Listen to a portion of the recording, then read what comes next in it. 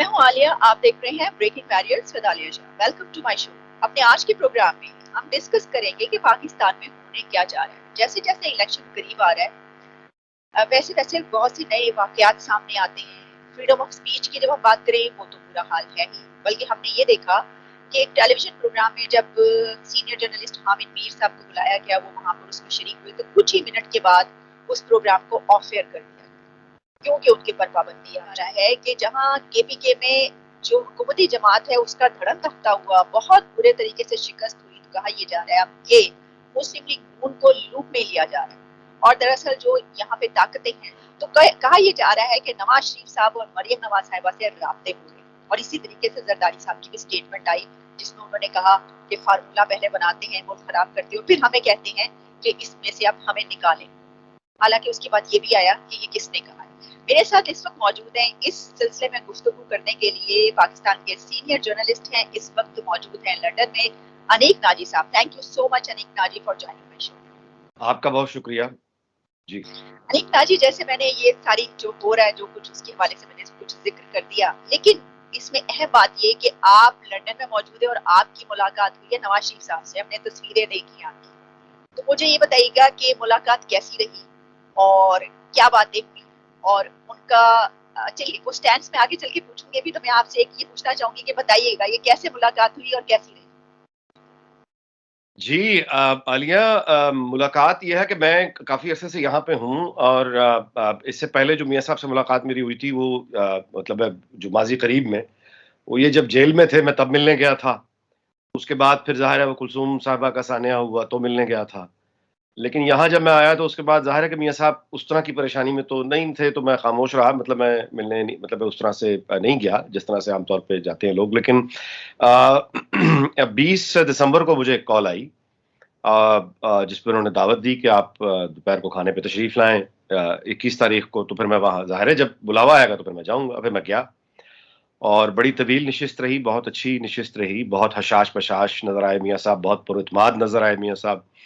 और जो मेरी गुज़ारिशात थी उनसे वो बुनियादी तौर पे ये थी, एक तो इस्लामाबाद में मेरे और आपके एक बहुत सीनियर जर्नलिस्ट हैं जिनसे मैं कुछ मतलब है कि हिदायत कह लीजिए लेकर गया था, या पूछ के मतलब उनसे हालात, मतलब ये हम ये तो जानते हैं कि पाकिस्तान में हालात बुरे हैं, जैसे किसी को बुखार होगा, लेकिन उसकी इंटेंसिटी क्या है वो तो थर्मामीटर आप लगाएंगे तो पता चलेगा ना, 102 बुखार है, 103 है, 101 कितना है। तो वो मैंने उनसे राब्ता किया, और जो मुझे वहां से इस्लामाबाद से जवाब आया वो बहुत ही परेशान कुन था। मतलब ये कि उसको वो इस पस मंज़र में देख रहे थे कि मतलब पीटीआई जो है वो बल्दियाती इंतखाबात पख्तूनख्वा में अगर उड़ गई है तो इसमें खुशी की कोई बात नहीं है, क्योंकि देखने वाली बात ये है कि जो जीते हैं मौलाना फजलुर रहमान, वो बेसिकली उनका बयानिया क्या है, जो जिस बयानिए पे लोगों ने उन्हें वोट दिए हैं, और उस बयानिए को अगर आप ज़हन में रखें तो फिर आप यानी काबुल में देखें कि वहाँ तालिबान की हुकूमत है, और उसके बाद मौलाना फजलुर रहमान के चाहने वाले और उनकी जो वर्क फोर्स है उनका और तालिबान का भी जरा बैकग्राउंड ज़हन में रखें। उसके बाद हमारी फेंस पे जो हमले हो रहे हैं वो उठा के वीडियोस आपने भी देख ली हैं, उनके लोग न सिर्फ ये कि फेंस उठा रहे हैं बल्कि वो ये बरमला कह रहे हैं कि अटक तक हमारा इलाका है।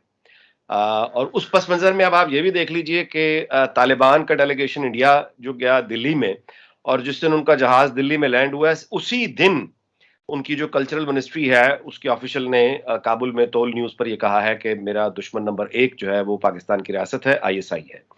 और उसके इस बयान देने से 18 घंटे पहले उनका जो एक उनके एक लीडर है बरादर जूनियर, वो बड़ा वाला नहीं, मुल्ला बरादर नहीं, उनको छोटे वाला, उनका ये बयान सामने आया था जिसमें उन्होंने कहा था कि अफगानिस्तान में अशरफ गनी की यानी जिस गैर इस्लामी हुकूमत के खिलाफ उन्होंने इतने साल जद्दोजहद की है, पाकिस्तान में बिल्कुल वैसी ही एक गैर इस्लामी हुकूमत है। वो ये कह रहे थे कि इसके खिलाफ अब जहाद यानी उनके नज़दीक जायज़ है। तो इस पस मंज़र को देखते हुए जब आप ये मौलाना फजलुर रहमान की फतह को देखते हैं तो फिर वो इस पे खुशियां मनाना कि पीटीआई नीचे रह गई है, ये बात पीछे रह जाती है। और दूसरा जो मुझे मालूम हुआ वो ये था कि इस सूरत हाल में अगर हमारी यानी दिखाई दे रहा है कि शायद अब सलामती को खतरात आ गए हैं, तो उसमें मियां नवाज शरीफ को ये इस वक्त पोजीशन लेनी चाहिए पब्लिक में आके कि वो ये एक तो ये कि मतलब है कि अगर किसी एक्सटेंशन में कंट्रोवर्शियल जो हो चुकी है उनका किरदार जो भी था उस पर इजहार अफसोस करें, اور مطلب ہے کہ واضح آ کے قوم کو بتا دیں کہ یہ ملک کو اس وقت سالمیت کو یہ خطرے درپیش ہیں، اور یہ لوگ ہیں جن کی اناؤں کی وجہ سے ہم اس حال میں ہیں، اور کم از کم وہ اپنے کام کو کلیئر کر لیں. تو یہ میں نے ان کو بالکل اسی طرح سے جا کے بیان کر دیا. اچھا تو اس پہ پھر انہوں نے کہا کہ یہ تو چلیے ان کی بات ہوئی اور اسلام آباد کی گپ شپ آپ نے سنائی، آپ کیا کہتے ہیں؟ تو میں نے ان کی خدمت میں گزارش کی، میں نے کہا جی میرا تو خیال یہ ہے کہ وہ چارٹر آف ڈیموکریسی ایک ہوا تھا بہت پہلے آپ کا اور محترمہ کا، لیکن اب وہ آؤٹ آف ڈیٹ ہو گیا ہے.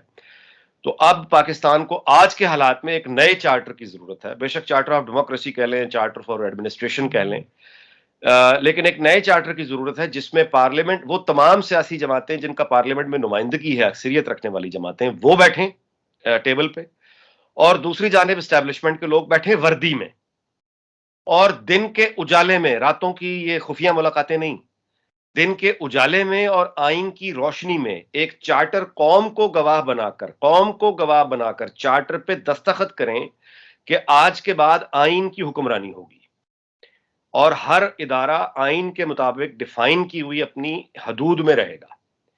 اس چارٹر کی پاکستان کو ضرورت ہے. اچھا، یہ جو ہے کہ اب ہم چھپائی کا کھیل اب اتنا بےہودہ ہو چکا ہے کہ یہ چھپن چھپائی کا قطعی کھیل سرے سے ہے ہی نہیں. کوئی ماننے کو تیار نہیں ہے، بچہ آپ پوچھ لیجئے، کوئی ماننے کو تیار نہیں ہے کہ ہائیبرڈ سسٹم کا مطلب ہے کہ صرف پولیٹیکل گورنمنٹ اور صرف یعنی جمہوری حکومت. یہ پارٹنرشپ سب کے سامنے ہے. تو جب 4 دفعہ تو دیکھیے ماشاءاللہ سامنے براہ راست لگ چکے ہیں. اچھا، اس کے بعد جو ان کا لینا دینا سیاست سے رہتا ہے وہ بھی سب کو پتا ہے.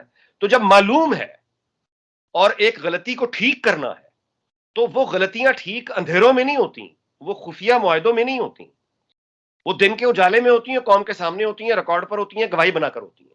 تو اس چارٹر کی پاکستان کو ضرورت ہے. جی اور آئین کی حکم، میں نے کہا جی میری یہ گزارش، جس پر انہوں نے یہ کہا کہ وہ سنتے رہے بہت غور سے، اور اس کے بعد انہوں نے وہ جو باقی شرکاء تھے ان کے ساتھ میری تجویز کو شیئر کیا، اور پھر انہوں نے جواب یہ دیا کہ ابھی اگر میں اس طرح کا مطالبہ کروں گا تو وہ ایسا لگے گا جیسے پوزیشن آف ویکنس سے میں بات کر رہا ہوں.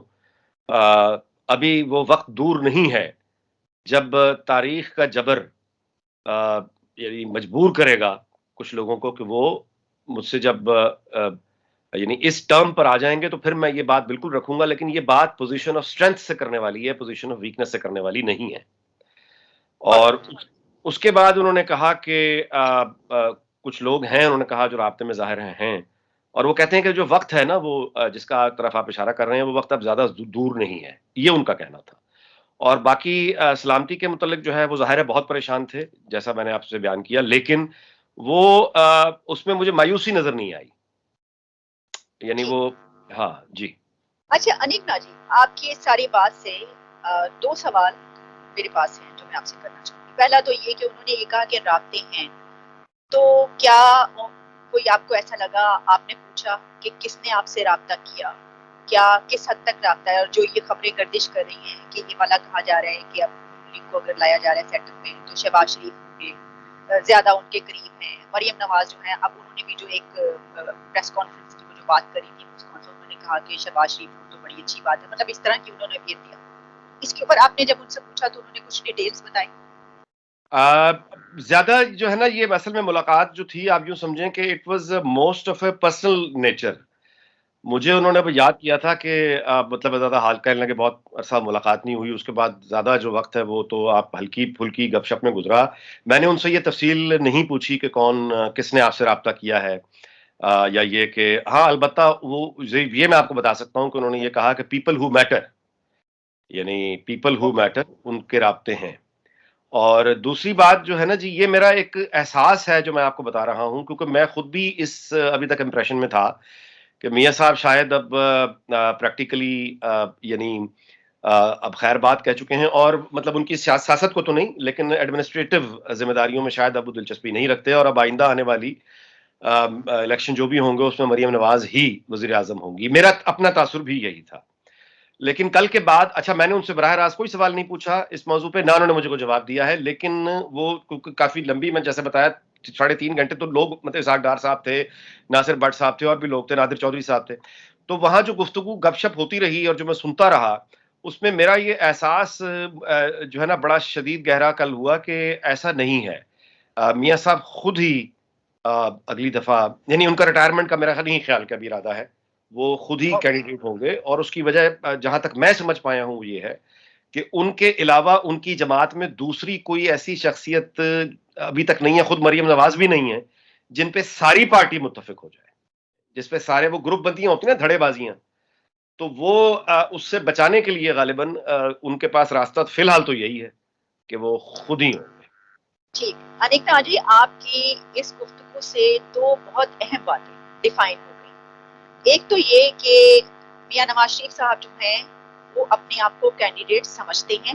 نیکسٹ ٹائم جو یہ جو بات کی جا رہی ہے وہ دوبارہ اس پوزیشن میں آنے کے لیے تیار بھی ہیں اور آ سکتے ہیں، یہ بات. اور دوسری ایک بات یہ کہ یہ بھی اب کلیئر ہو گیا کہ رابطہ کیا گیا، کہ جو ہم جانتے ہیں کون ہے. ٹھیک ہے، تو اس کا مطلب ہے کہ اسٹیبلشمنٹ کی طرف سے یا اس طرف سے کوئی رابطہ ہوا ہے، جو انہوں نے کہہ دیا کہ ہاں رابطہ ہوا. میرا آپ سے سوال یہ ہوگا، آپ نے درمیان میں ایک بات یہ کی تھی کہ دیکھیے کہ جو چارٹر آف ڈیموکریسی جو ہوا تھا اس میں وہ آئینی جو بات ہے اس کو رکھا جائے.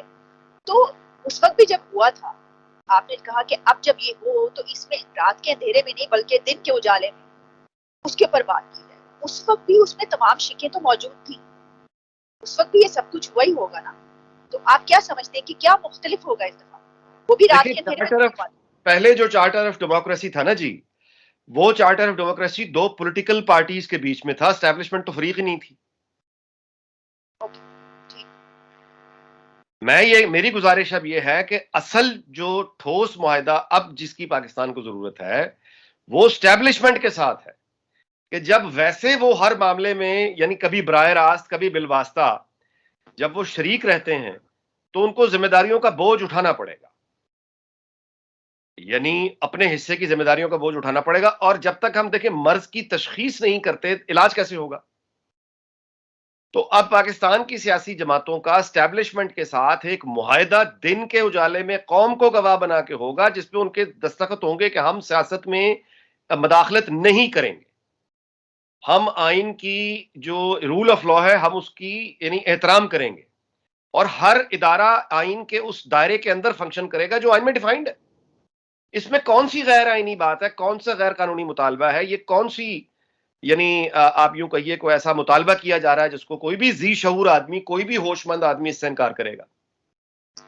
لیکن کیا آپ ہم تو سمجھتے ہیں کہ بنیادی طور پر، پاکستان میں بلکہ یہ ایسا بدنصیبی ممکن کی ہے؟ بات ہے، بلکہ یہ بدنصیبی کی بات ہے عالیہ، کہ ایک آئین کے ہوتے ہوئے پھر یہ کرنے کی ضرورت پڑ رہی ہے، یہ بدنصیبی ہے. میرا سوال آپ سے یہ ہے کہ کیا آپ سمجھتے ہیں کہ پاکستان میں یہ ممکن ہے؟ حالات کا اور تاریخ کا جبر اور دباؤ یہ فریقین کو مجبور کرتا ہے. اور یعنی دیکھیں، سب سے پہلے تو ملک ہے نا، یعنی بھائیوں کے آپس میں جتنے مرضی اختلافات ہوں اور جائز بھی ہوں، لیکن اگر والد یا والدہ میں سے ہی کسی کی صحت خراب ہو جائے تو ان کی خدمت کے لیے، ان کے لیے بھائیوں کو اپنا اختلافات جو ہیں دبانے پڑتے ہیں.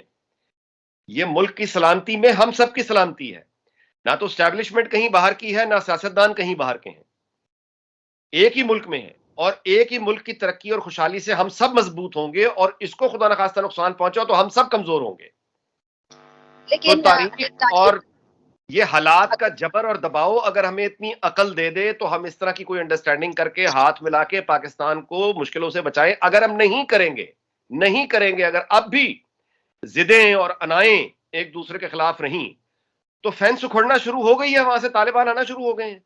ہمیں بڑا شوق تھا نا عبدالی، غوری، بڑا ہم بڑے بڑے فائٹر، تو وہ فائٹر تاریخ آ رہی ہے، وہ آ رہے ہیں واپس.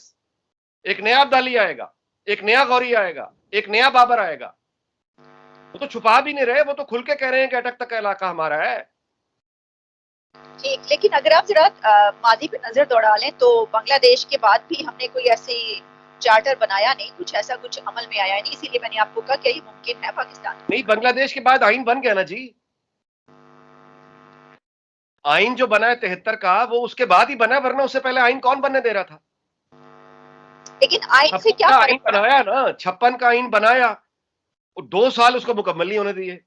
اور 23 مارچ جو کہ یوم جمہوریہ تھا وہ یوم پاکستان ہو گیا، ایوب خان نے کر دیا، وہ آج تک ہم یوم پاکستان ہی منائے چلے جا رہے۔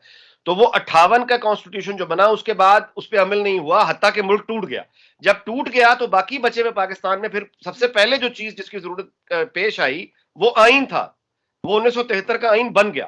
جب وہ آئین بن گیا تو اس پر عمل نہیں ہوا، آج تک نہیں ہوا۔ تو اب اس کو ایک نئے چارٹر کی ضرورت ہے، اس آئین کی روشنی میں دوبارہ سے وعدہ کرنے کی ضرورت ہے۔ اگر ہم نہیں کریں گے تو پھر تاریخ مختلف کیسے ہوگی مجھے یہ بتائیں، پھر سب کچھ وہی ہو جائے گا جو پہلے ہوا تھا۔ ٹھیک، اچھا ذرا پڑھتے ہیں ایک اس سمت کے میں نے یہ بات کی تھی کہ حامد میر صاحب کا آپ جانتے ہیں پروگرام میں بیٹھے اور اس کے بعد پروگرام آف ایئر ہو گیا۔ یہ جو چیزیں چل رہی ہیں اس وقت، آپ جو بات کریں وہ تو بہت، یعنی ہم دور جا کے اوپر جا کے کہیں سوچیں تو شاید جو ہے وہ ہم کہیں کہ ہاں ہو سکتا ہے ایسا، لیکن یہ جو ہو رہا ہے ابھی تو آپ کو بولنے کی آزادی نہیں ہے۔ اگر آپ کچھ بول دیں تو آپ کے ساتھ یہ ہوتا ہے، اس کو کیسے دیکھتے ہیں؟ دیکھیے اس میں چونکہ حامد میر صاحب میرے بڑے بھائیوں جیسے ہیں اور بڑے پرانے تعلقات ہیں اور ذاتی تعلقات ہیں، تو میں اس پہ دو طرح کی، میرے پہلی بات تو خیر وہ سینسرشپ ہے ظاہر ہے، اس پہ تو میں اب کیا کہوں گا، آپ خود ہی بول، مطلب میں خود اس کا وکٹم ہوں، آپ اس کی وکٹم ہے، ہر کوئی اس کا وکٹم ہے۔ میرا خود یعنی برطانیہ آ کے یہاں پہ شفٹ ہونا یہ اسی مجبوری کے تحت ہوا کہ وہاں پہ انوائرمنٹ میں اب کام کرنا جو ہے وہ یعنی ممکن ہی نہیں رہ گیا۔ تو ظاہر ہے کہ سینسرشپ ہے اور بڑی بیہودہ سینسرشپ ہے، اس کی وجہ یہ کہ دنیا تو ٹی وی ویسے چھوڑ چکی ہے۔ میجورٹی آف پاکستان تو اب آپ کو بھی میرا خیال ہے کہ ٹاک شوز دیکھے عرصے ہو چکے ہوں گے، مجھے تو سال بیت گئے، تو لوگ تو اب سوشل میڈیا پہ آگے ہوئے ہیں، آن لائن آگے۔ 5G کے بعد تو بالکل ہی تبدیل ہو جائے گا۔ تو یہ سینسرشپ کی بیہودہ کوششیں ہیں، ناکام کوششیں ہیں، ناکارہ کوششیں ہیں، اور نہ اس سے پہلے کبھی کچھ بنا ہے نہ آئندہ نکلے گا۔ اور جہاں تک حامد میر صاحب کے تعلق ہے، وہ تھوڑا سا اپنا خوگر حمد سے تھوڑا سا گلا بھی سن لے کہ حامد میر صاحب سے تو بلکہ میں اب یہ شکوہ کرنے کے آج کل دل بنا رہا ہوں کہ ان سے کروں گا کہ آپ سے بڑا کوئی نام اب ہے ہاؤس ہولڈ، مطلب اب پاکستان پاکستانی صحافت جس بندے کو زیادہ سے زیادہ دے سکتی ہے وہ حامد میر بنا سکتی ہے اس کو۔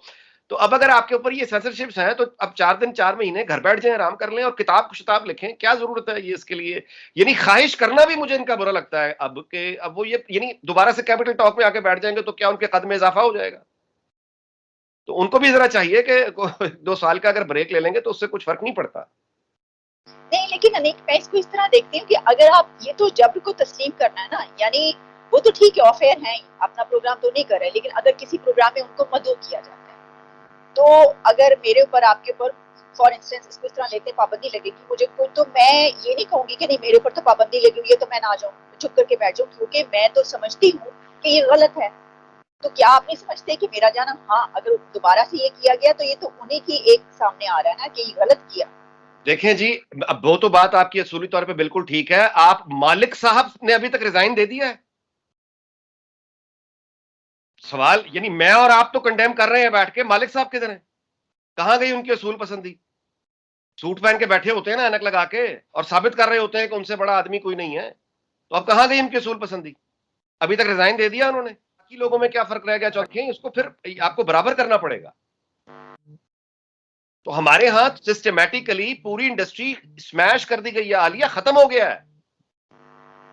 ہم جس سینسرشپ پہ افسوس کا اظہار کر رہے ہیں یہ بالکل ایسے ہے جیسے ایک آدمی جو کہ سمجھے کینسر میں مبتلا ہو چکا ہے، اس کی ڈاکٹروں نے ٹائم دے دیا اس کا، اور ہم بیٹھے اس بات پہ افسوس کر رہے ہیں کہ اس کو نزلہ بھی ہے اور زکام بھی۔ یہی عرض کر رہا ہوں نا کہ سینسرشپ تو ایک معمولی بات ہے، نقصان بہت بڑا کیا گیا ہے پاکستان میں۔ جو یعنی یہ ریوڑیوں کی طرح یہ جو آئے ہیں، بانٹے گئے ہیں چینل، اور جن لوگوں کو لایا گیا اس لیے کہ ایک خاص طرح کا وہ نقطۂ نظر جو ہے اس کو پروموٹ کریں گے، اور جو روایتی صحافت ہے اس کو ریپلیس کر دیا گیا، تقریباً 2-4 لوگ ہی بچے ہیں، باقی تو کر دیا گیا۔ تو اس کا قتل عام ہوا ہے بیسیکلی صحافت کا۔ ہم سینسرشپ کو رو رہے ہیں، میں کہہ رہا ہوں قتل عام ہو چکا ہوا ہے۔ اچھا قتل عام بھی ایسا ہو گیا کہ وہ بچا ہی کچھ نہیں ہے پیچھے، لوگوں نے خودکشیاں کر لیں، کوئی ملک چھوڑ کے بھاگ گیا، کسی نے پروفیشن تبدیل کر لیا، کوئی دباؤ سے بیچارہ مر گیا، کسی نے توبہ کر لی، کوئی لوگوں کے ساتھ گولیاں لگ گئیں، غائب ہو گئے، ڈس اپیئر ہو گئے۔ تو سینسرشپ تو بڑی چھوٹی بات ہے، اور اس کو تباہ کر دیا گیا ہے۔ یعنی اگر آپ یہ سمجھیں نا کہ وہ دوبارہ دور واپس آ جائے گا، اب کبھی نہیں آئے گا۔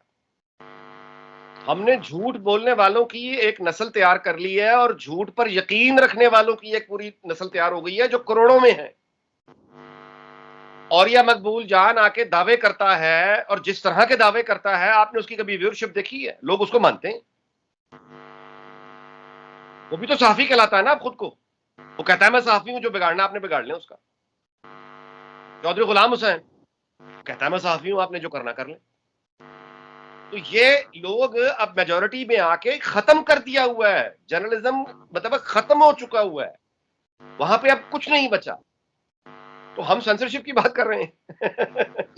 نہیں آپ یہ کر رہے ہیں، لیکن بہرحال ہر ایک کو جو ہے وہ حق حاصل ہے. اگر جو بھی ہم نام لے رہے ہیں، جو بھی کر رہے ہیں، وہ اگر اپنا کام کر رہے ہیں تو وہ ان کا جو نقطۂ نظر ہے وہ نہیں کر جی، رہے کیسے ہیں. کام کر رہے ہیں مجھے آپ بتائیں. جھوٹ لیکن اب بولتے ہیں، نہیں، الزام ایک بات لگاتے ہیں. ایئر وائی پہ یہی ہر وہی سوسائٹی ایئر وائی انگلینڈ میں ان کو جرمانے دینے پڑتے ہیں نا، نہیں، ہر ہارتے ہیں نا سوسائٹی کیس.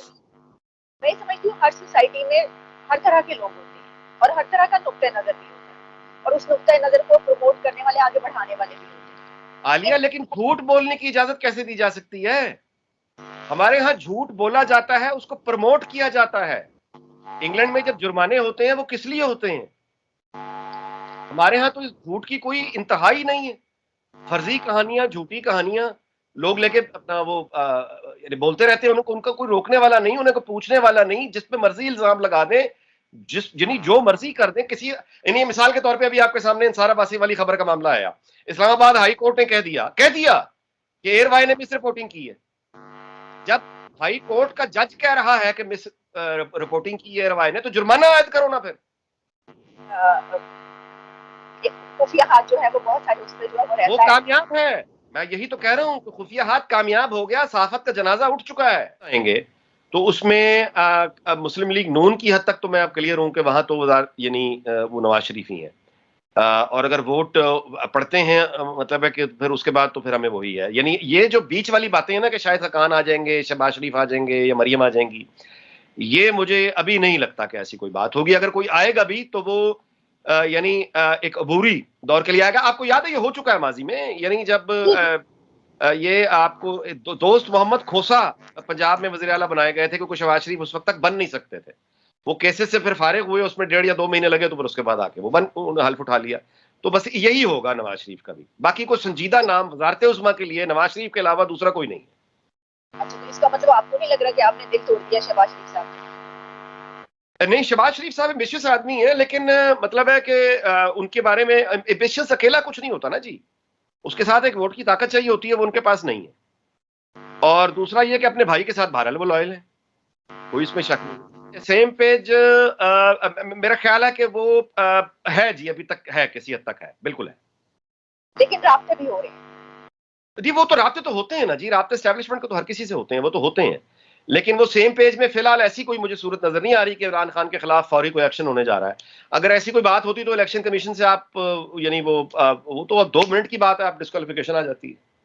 لیکن فوری ایکشن نہیں ہونے جا رہا. جو اگلا الیکشن ہے اس میں کوئی ایکشن ہوگا کسی کے خلاف یا حق؟ یہی تو لڑائی ہے ساری، یہی تو لڑائی ہے. ان کے اپنے داؤ ہیں.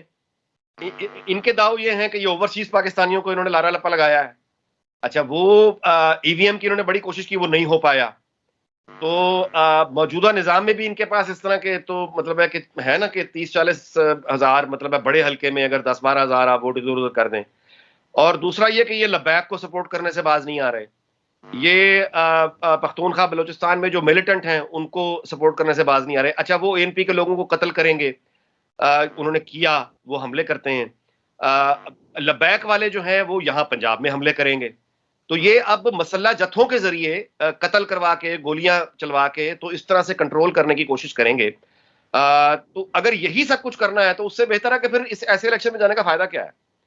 اس لیے میں آپ سے بات کر رہا ہوں کہ پہلے یہ طے ہونا چاہیے کہ کیا آئین کے ڈیفائنڈ دائروں میں کیا کام کرنے کے لیے تمام ادارے تیار ہیں. اگر تو ہیں تو ٹھیک ہے، اگر نہیں ہے تو پھر اس کے بعد انتشار ہے اور تباہی ہے. دیکھیں عالیہ، میں اپنا رومانس سے نکلنا چاہیے انسان کو. اگر آمریت ہی ہمارے اسٹیبلشمنٹ کو اچھی لگتی ہے تو ٹھیک ہے، آمریت لے آئیں. چین میں آمریت ہے، لیکن آمریت کے بھی کچھ طور طریقے ہوتے ہیں. آمریت یہ نہیں ہوتی کہ آپ بندوق لے کر آ جائیں اور اس کے بعد جو آپ کا دل چاہے کرتے رہیں، اس میں بھی ایک نظام وضع کریں میرٹ کا. سٹیبلٹی ہوتی ہے بیسیکلی، سٹیبلٹی. دبئی میں کیا ہے؟ سٹیبلٹی. تو وہ سٹیبلٹی نہیں آ سکتی جب تک آپ کسی ایک نظام کو مکمل طور پہ اپنا نہیں لیتے. اور یہ دو نظام یعنی پارلیمانی جمہوریت. نہیں، آمریت کا نظام ہمیں قبول نہیں، مجھے قبول نہیں. بے شک آپ یہ کہیں کہ اس میں اسٹیبلٹی ہو، جیسا بھی ہو وہ بالکل قبول نہیں. اس میں ہمیں اسٹیبلٹی بھی نہیں چاہیے. جو ایک جمہوری نظام ہے اسی کو رہنا چاہیے. ہمیں اپنی مثال اگر ہم نے کرنی ہے تو کیا چائنا اور یو اے کی مثال ہم لیں گے؟ ہم کسی بہت اچھی ڈیموکریسی کی مثال بھی لے سکتے ہیں. دیکھیے، میں تو ایک تاریخ کے طالب علم کے اعتبار سے اپنی ذاتی پسند اور ناپسند کو نکال کر بات کروں گا نا. میں اپنی ذاتی پسند اور ناپسند کو نکال کر تاریخ کے طالب علم کے طور پر آپ کے سامنے دو حل رکھ رہا ہوں. ایک حل ہے جمہوریت کا حل، جہاں پہ قومیں ترقی اور خوشحالی کی منزل پا سکی ہیں. دوسرا ہے آمریت کا حل، اس میں بھی ہمارے پاس مثالیں موجود ہیں جہاں قوموں نے ترقی کی ہے. اچھا، ہم چونکہ ان دونوں نظاموں کے بیچ میں پھنسے ہوئے ہیں، نہ وہ اپنا پا رہے ہیں نہ یہ کر پا رہے ہیں. نتیجہ یہ ہے کہ آمریت کے جو دو چار فوائد ہو سکتے تھے وہ بھی نہیں ملے. نہ جمہوری نظام سے کچھ پا سکے، نہ آمریت سے کچھ پا سکے. یعنی ہمارے ہاں تو بدنصیبی یہ ہے کہ پرویز مشرف صاحب جب آتے ہیں تو وہ آتے ہوئے کسی سے پوچھتے نہیں ہیں کہ وہ کیوں آئے ہیں. لیکن کالا باغ ڈیم جو وہ بنا سکتے تھے وہاں پہ انہوں نے کہا جی میں تو لوگوں کا کنسنسس لوں گا. او بھائی، جہاں پہ کنسنسس چاہیے ہوتا ہے، وہاں جہاں کنسنسس ہے وہاں اعتبار نہیں کرنا. جہاں نہیں چاہیے، نیشنل انٹرسٹ میں ڈنڈے سے اگر کچھ کر سکتے ہو تو وہاں پہ کنسنسس ڈیولپ کرنے چل پڑے. نہ ہمیں آمریت کا فائدہ ہوا نہ ہمیں جمہوریت کا فائدہ ہوا. تو ان دونوں میں سے ایک نظام جو بھی اپنانا ہوگا وہ اپنی خالص شکل میں آئے گا. اور ہمارے ہاں پاکستان میں آپ سے گزارش کروں کہ وہ جو ایک چینی آمریت یا اربوں والی آمریت ہے وہ ہمارے ہاں ممکن نہیں ہے. اگر ہوتی تو ایوب خان صاحب کے پوتے یعنی ولی عہد ہوتے پاکستان کے. کسی اور کی گنجائش ہی نہ نکلتی آج تک. لیکن ہماری سوسائٹی ویسی، اس طرح کی آمریت کب رد عمل آئے گا ہمارے ہاں؟ رد عمل آ رہا ہے آپ کے سامنے. بلوچستان میں آ رہا ہے، پختونخوا میں آ رہا ہے، اب خود پنجاب میں آ رہا ہے، سندھ میں آ چکا ہے. بوائلنگ ویلکانو کے اوپر تو ہم بیٹھے ہوئے ہیں کہ سٹیبلٹی، لوگوں کو سٹیبلٹی چاہیے. دیکھیں، عام جو ایوری ڈے پیپل ہیں، ایک آدمی اپنا میڈیکل سٹور چلاتا ہے، ایک آدمی ٹرانسپورٹ کا کام کرتا ہے، ایک آدمی کھانے کا کام کرتا ہے، ایک آدمی گارمنٹس کا کام کرتا ہے. ٹرانسپورٹ کو روڈ پر چلنا ہے، اس کو روڈ پر ٹرک کو چلنے کے لیے، ٹرانسپورٹیشن کے لیے لا اینڈ آرڈر ٹھیک ہونا چاہیے، بازاروں میں رونق ہونی چاہیے. اگر یہ ایک آپ میرٹ کا نظام، جسٹ نظام، انصاف کا نظام، آمریت لگا کر یہ سب کچھ کر سکتے ہیں تو بسم اللہ کر لیں. لیکن وہ کر نہیں سکتے تو پھر جمہوریت چلنے دیں. وہ چلنے نہیں دینی. وہ یار وہ کر نہیں سکتے، یہ چلنے نہیں دینی. کرنا کیا ہے؟